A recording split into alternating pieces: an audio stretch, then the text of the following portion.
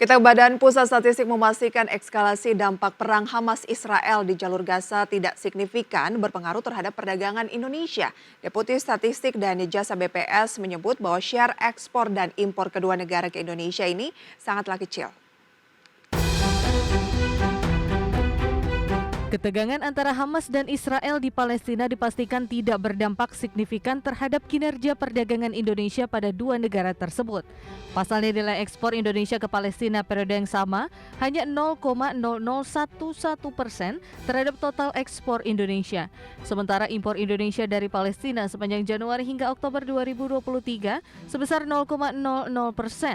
Menurut Deputi Bidang Statistik Distribusi dan Jasa BPS Puji Ismartini, saking kecilnya angka impor produk Palestina tidak bisa menunjukkan berapa kontribusi Palestina terhadap data impor keseluruhan Indonesia. Di sisi lain, nilai ekspor Indonesia ke Israel sepanjang Januari hingga Oktober 2023 sebesar 0,07% terhadap total ekspor Indonesia dan impor non-migas dari Israel ke Indonesia pada periode yang sama sebesar 0,011%, sehingga bisa dipastikan dampak perdagangan kedua negara dengan Indonesia sangat kecil. Sementara share impor Palestina dari Januari sampai dengan Oktober 2023 adalah sebesar 0,0000%. Ya, karena kecil, jadi sehingga kami sampai dengan 4 digit desimal juga masih tetap belum bisa menunjukkan besarannya, ya, jadi masih 0,0000%.